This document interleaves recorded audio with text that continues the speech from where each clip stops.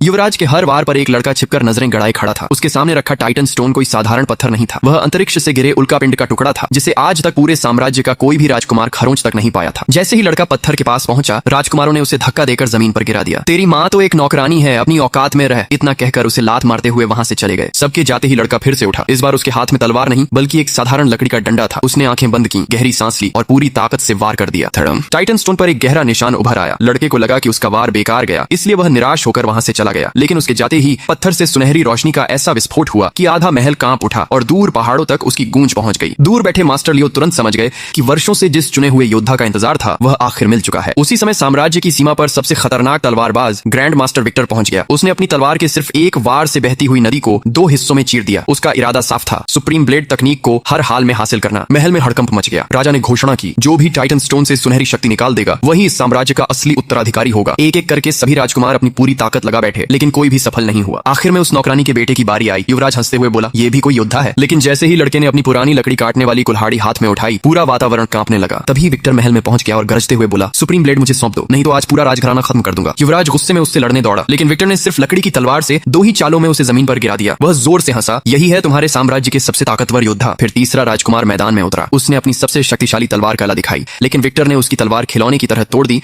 और अंतिम वार करने ही वाला था कि स्विश, हवा को चीरता हुआ एक अदृश्य वार आया और विक्टर कई कदम पीछे जा गिरा। यह सुप्रीम ब्लेड की पहली चाल थी। विक्टर गुस्से से दहाड़ा, जिसने ये वार किया है सामने आ। लेकिन किसी को कुछ दिखाई नहीं दिया। सिर्फ मास्टर लियो समझ चुके थे कि यह हमला उसी लड़के ने किया है। उन्होंने तुरंत खुद मैदान संभाल लिया ताकि लड़के को बाकी 5 चालें सीखने का समय मिल सके। कुछ ही पलों में मास्टर लियो और विक्टर के बीच भयानक युद्ध शुरू हो गया। तलवारों की टक्कर से पूरा महल कांप उठा, लेकिन उम्र अपना असर दिखा रही थी और लियो धीरे धीरे कमजोर पड़ने लगे। उधर युवराज डर के मारे विक्टर के पैरों में गिर पड़ा और अपनी जान की भीख मांगने लगा। यह देखकर राजा का दिल टूट गया। गुस्से और शर्म से उसके मुंह से खून निकल आया। तभी सबको चौंकाते हुए लड़के की मां तलवार लेकर मैदान में उतर आई। विक्टर बोला, हट जाओ, तुम्हें मारना नहीं चाहता। लेकिन मां की आंखों में डर का नामो निशान नहीं था। वह बोली, मैं अपने बेटे का भविष्य किसी विदेशी लुटेरे के हवाले नहीं होने दूंगी। विक्टर ने एक के बाद एक कई भयानक वार किए। उसका पूरा शरीर लहूलुहान हो गया, लेकिन वह अपने बेटे के सामने चट्टान बनकर खड़ी रही। उधर लड़का अपनी आखिरी 2 चालें सीख रहा था। वह बार बार चिल्ला रहा था, मां हट जाओ, लेकिन मां मुस्कुराकर हर बार अपने ऊपर झेलती रही। अब विक्टर का धैर्य जवाब दे चुका था। उसने अपनी सबसे विनाशकारी शक्ति का इस्तेमाल किया। अगले ही पल हजारों तलवारें आसमान में तैरने लगी। मां ने आखिरी बार अपने बेटे की तरफ देखा और मुस्कुराकर बोली, बेटा अब अपना रास्ता तुझे खुद बनाना होगा। उसी पल लड़के ने आंखें खोल दी। अब उसकी आंखों में डर नहीं बल्कि सुनहरी आग जल रही थी। उसने अपनी मां को खून से लथपथ देखा, धीरे धीरे तलवार उठाई और ठंडी आवाज में बोला, मेरी मां को हाथ लगाया है, अब तू जिंदा वापस नहीं जाएगा। वैसे मेरी मां तो तलवार नहीं उठाती, सीधा बेलन उठा लेती है। इसलिए अगर अगला पार्ट देखना है तो अभी वीडियो को लाइक करो, चैनल को सब्सक्राइब करो और कमेंट में पार्ट 2 जरूर लिखो।